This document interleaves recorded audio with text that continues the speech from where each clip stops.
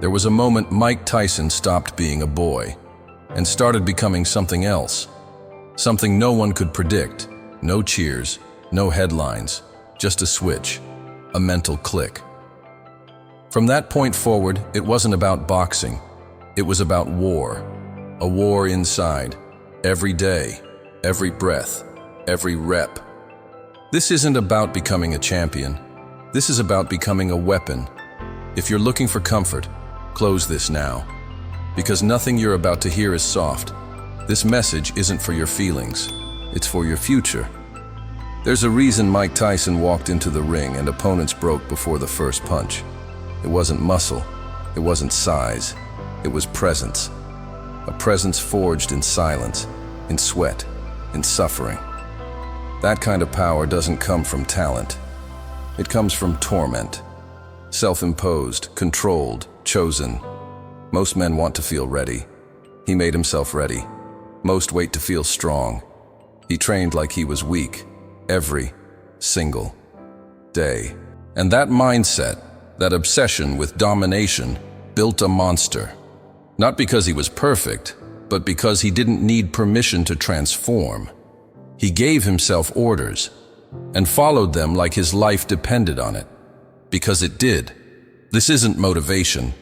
This is reconstruction. You don't need inspiration. You need destruction of who you were. You need fire in your eyes when nobody's watching. You need discipline when no one claps. You need to kill the version of you that keeps apologizing for being average. Let him die. You're not here to be liked. You're here to be remembered. And it starts here. I don't react to pressure. I become it. I follow orders from the future I refuse to betray. You don't wake up with fight mentality. You build it. You craft it like a weapon. And you sharpen it every single day until it becomes part of your blood. Mike Tyson didn't just hit hard. He thought hard. He trained his mind to see fear and step through it. Not because he didn't feel it, but because fear meant he was close to the edge. And Tyson lived on the edge. That's where monsters are born.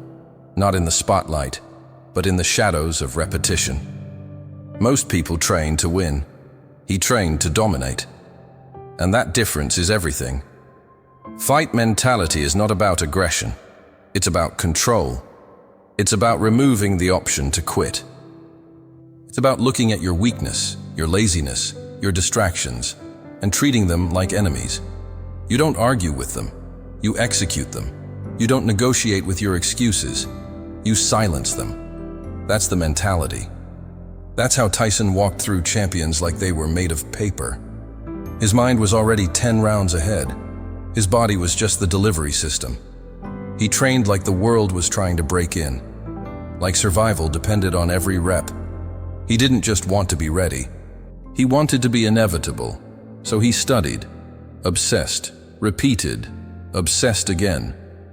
Because repetition is what turns action into instinct, and instinct is faster than fear. That's the code. You don't need to be inspired when your instincts are wired for war. When it's 5 a.m. and you're cold and tired and nobody's watching. Fight mentality gets you moving, because it doesn't ask how you feel. It commands what you do. Most men walk around waiting to be motivated. That's weakness. Fight mentality doesn't wait, it initiates. It strikes first, against distraction, against doubt, against softness. You don't get that mindset from books. You get it from brutal hours, from showing up when you're broken, from pushing when your body begs you to stop. Tyson was a monster, not because he was bigger, but because he was willing to suffer more, willing to go further in the silence than anyone else could tolerate. Fight mentality turns silence into fuel. It turns repetition into power. You do the same thing so many times, your mind stops resisting. It starts believing. Your thoughts submit, your fears submit, and eventually, the world submits. That's the Tyson code. That's the mindset that built the monster. While others chased applause, he chased domination. While others waited to be taught, he trained like a savage student. One more round, one more rep, one more step into the fire. Because that's what monsters do. They keep stepping forward. especially when it hurts, especially when the old version of them screams for comfort. That scream? That's the sign you're on the right track. Comfort means decay. Pain means progress. Fight mentality doesn't fear pain. It tracks it. It hunts it. Because pain is the proof that weakness is dying. Fight mentality is a system. It's forged, not gifted. It starts in your head. Then it takes your hands. Then it takes your habits. And one day, you wake up and realize you don't ask anymore. You act. You don't look for permission. You move like it's yours. You don't need hype. You've got hunger. You don't need support. You've got discipline. You don't flinch. You don't fold. You finish. You don't fight the world.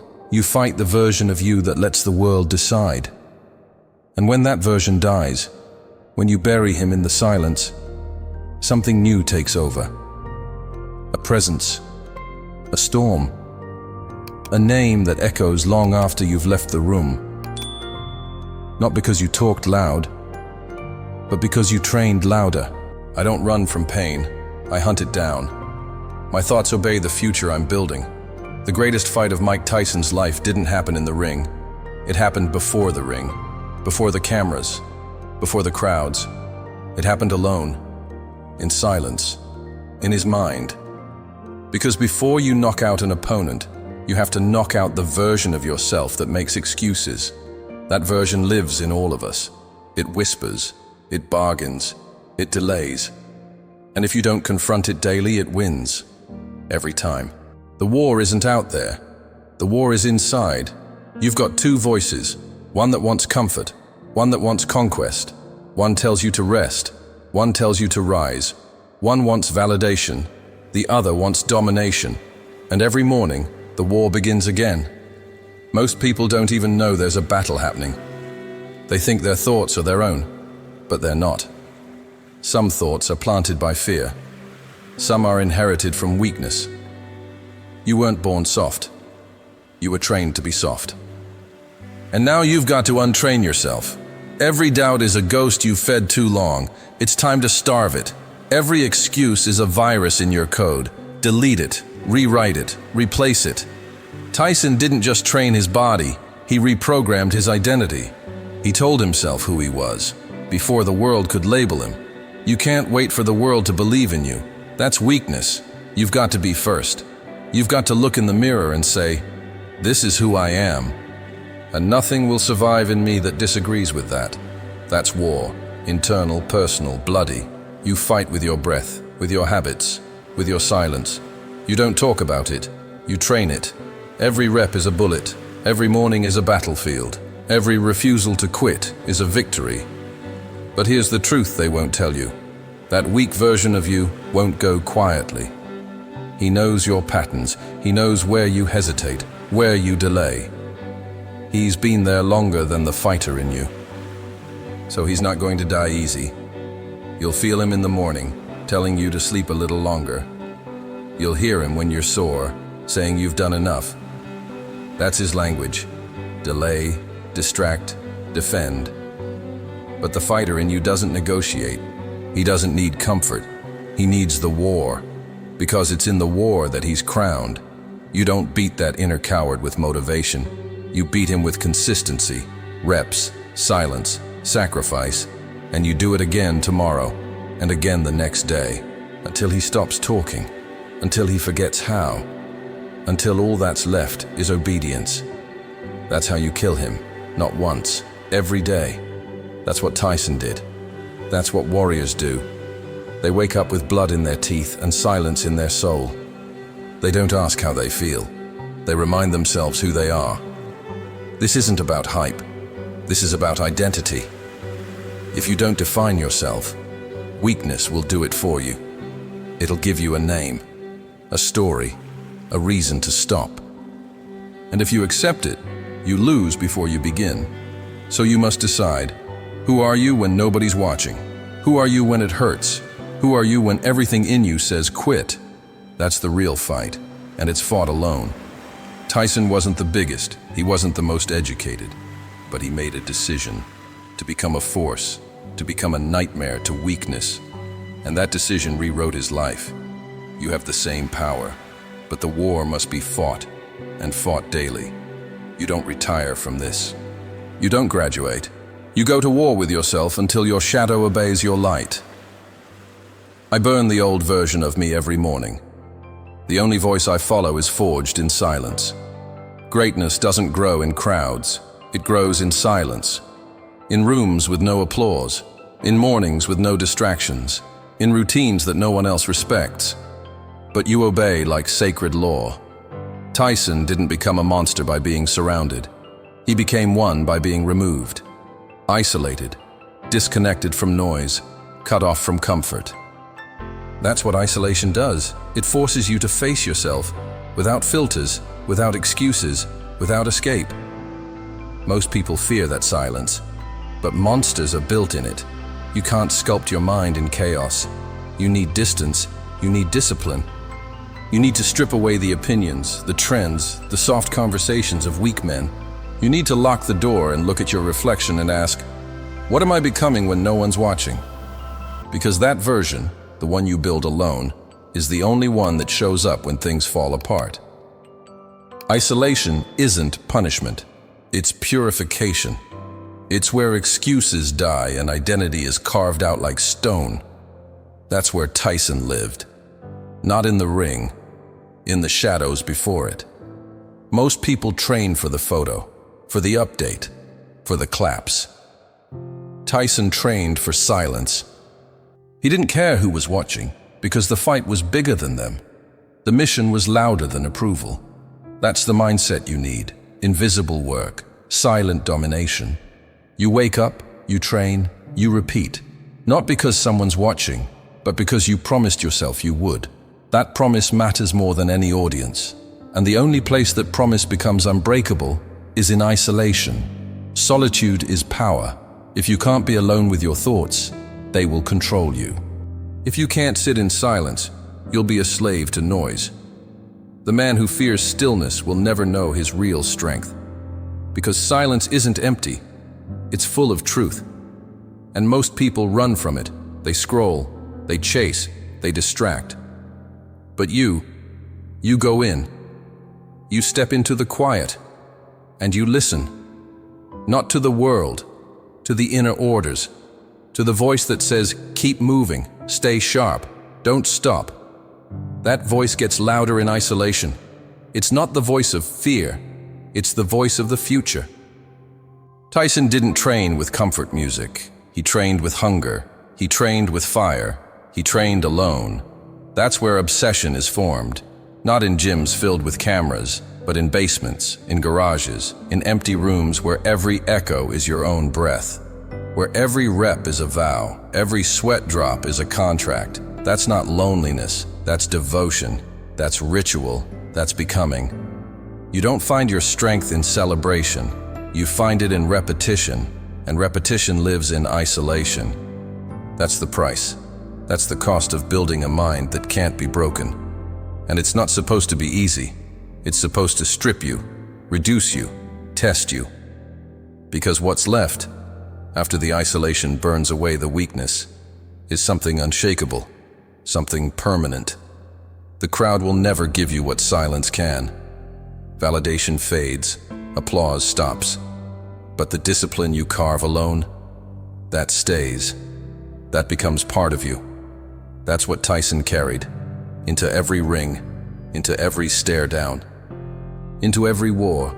He didn't walk in looking for support. He walked in already forged, already locked in, because he came from the shadows, from the repetitions nobody saw, from the hunger no one clapped for. And that kind of strength, it doesn't perform, it prevails. You want to become a force? Get alone, get quiet, get relentless. Do the reps when no one is counting. Do the work when the world sleeps. Build the identity that doesn't crumble when the noise stops. In isolation, your voice becomes a command. Your actions become law. Your future stops asking for permission and starts demanding space. I don't fear silence. I become louder in it. Isolation isn't empty. It's where I build my edge. Everybody loves the comeback story. But nobody wants the comeback process. They want the resurrection without the crucifixion, the return without the exile. But Tyson lived it, fell from the top, lost it all, the belt, the crowd, the name, and still came back. Why? Because the monster he built wasn't tied to status. It was wired into his identity. He didn't need the world to believe in him again. He had never stopped believing in himself. Comebacks are built in private. They start in the wreckage, when everything's quiet and the world thinks you're done, when the room's empty, when the lights are off. That's when you look around and say, now it begins. Not when you're on top, when you're underground, broken, alone, angry. That's the forge. That's the furnace where future champions are made. But only if you stay. Most people run. They numb. They blame. But the fighter, he stares at the rubble and starts building again, with nothing but will. Tyson's greatest moments weren't when he won. They were when he came back, when the headlines buried him, when the world laughed, when the image cracked and the monster bled. And still, he returned. That's power. That's code. The comeback code. Not a slogan. A system. You fall. You breathe. You look at the damage. You own it. You learn. And then, you rise. Not softer. Not smaller. But harder. Sharper. Focused like a blade. Comebacks don't come from hope. They come from decisions. You decide, I'm not done. I'm not defined by failure. I'm not a prisoner of my past. I'm the architect of my return. That decision isn't loud, it's quiet, but it changes everything. Because when you decide to rise, nothing can stop you. Not shame, not guilt, not loss. Because you've made something stronger than those things. Discipline, vision, focus. And that becomes your armor. Pain is not the enemy. Pain is the ingredient. The steel doesn't form without heat, and character doesn't form without pressure. Tyson didn't just suffer. He used it. That's the difference. Most people drown in pain. The few, they shape it. They grip it with both hands and bend it into something new. Pain becomes fuel. Discipline becomes structure. And the comeback becomes inevitable. Not luck, not magic. Work, in a war, forged in the fire, returned with a mission. The world will try to reduce you to your worst mistake, but the fighter knows, mistakes don't define you, reactions do. Most men fold under failure. The fighter builds from it. Every fall is a blueprint, every betrayal, a lesson, every crack a signal. Rebuild here, stronger, smarter, colder, and you do it without applause. You do it when no one believes. Because it's not about their belief, it's about your code. And once you write that code in your bones, no loss can erase it. The comeback doesn't start when it's fair. It starts when it's hopeless. It starts in debt, in disgrace, in darkness. And still you move. Still you train. Still you rebuild your name in silence. That's what makes it real. Not because you can come back, but because you will, even when nothing says you should. Tyson didn't ask the world to forgive him. He didn't beg to be seen. He walked back into the fire and made them look, made them remember. Not through words, through will. That's the code. You get hit, you go down, you get up. And when you get up, you're not the same. You're not recovering. You're returning with new fire, a new name, a new law written in your fists and your footsteps. I don't recover. I return stronger. Pain doesn't stop me.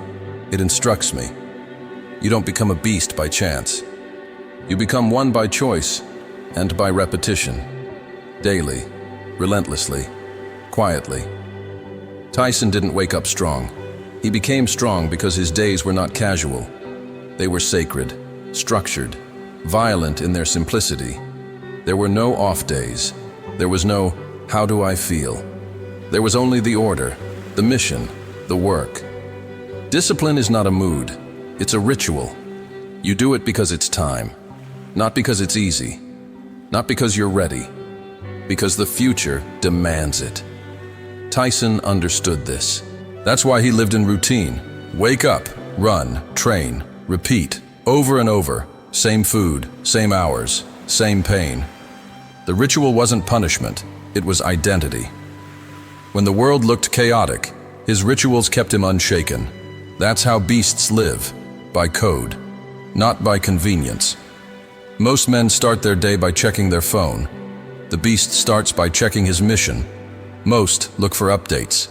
The beast looks for the next rep, the next fight, the next layer to strip away. That's the difference. The beast doesn't need stimulation, he creates it. He doesn't seek excitement, he builds execution. Every hour accounted for, every breath directed. He doesn't drift, he drills. Tyson didn't train for attention, he trained for alignment. His body was an extension of his mind, and the mind was shaped by what he did daily. When you move with discipline, you rewire who you are. You stop asking for motivation, you become your own command. The repetition tells your nervous system, this is who we are now, and eventually it obeys.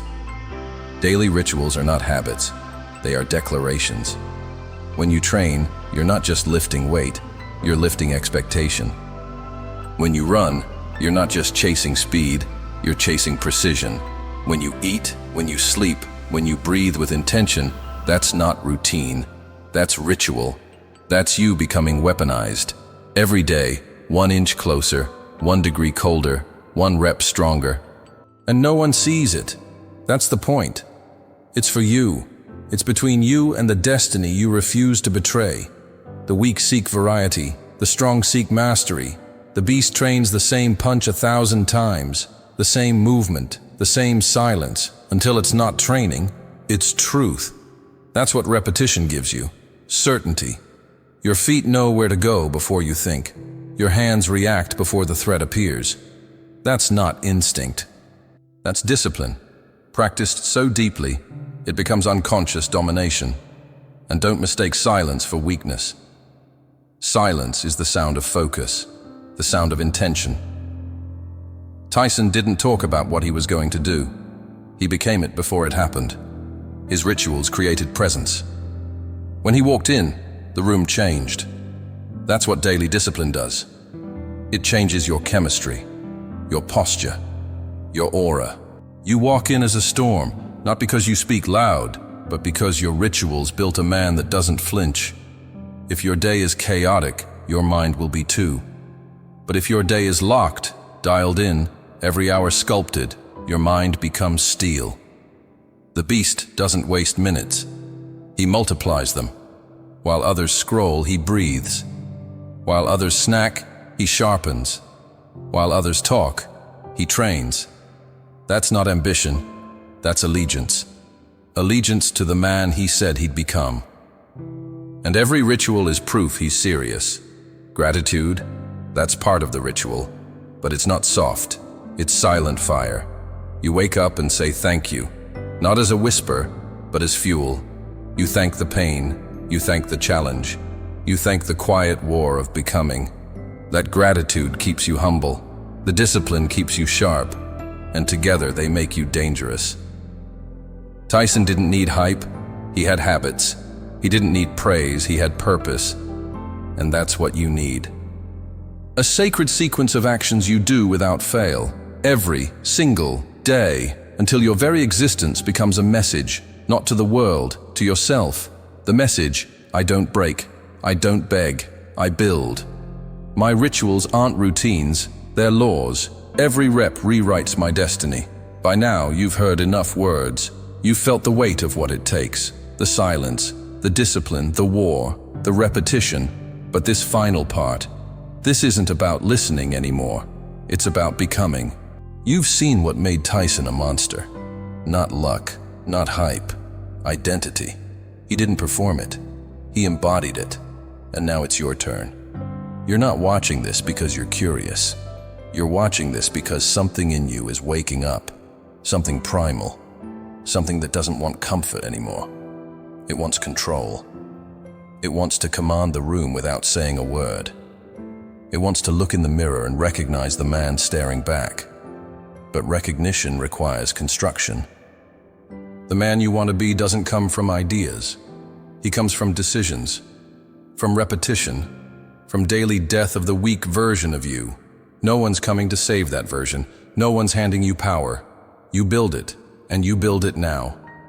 There's a line, a permanent line, between the old you and the man you promised yourself you'd become. Once you cross it, you don't go back. No more justifying the excuses. No more explaining the delay. From this moment forward, your actions speak. Your silence commands. You don't need to convince anyone. You walk like it's already yours. This isn't about pretending to be strong. It's about remembering who you are when no one's watching. The rituals are already in you. The hunger, the code, the fire, all of it has been buried under doubt, distraction, noise. But now it's exposed. Now it breathes. Now it demands to move. So what happens tomorrow? You don't wait.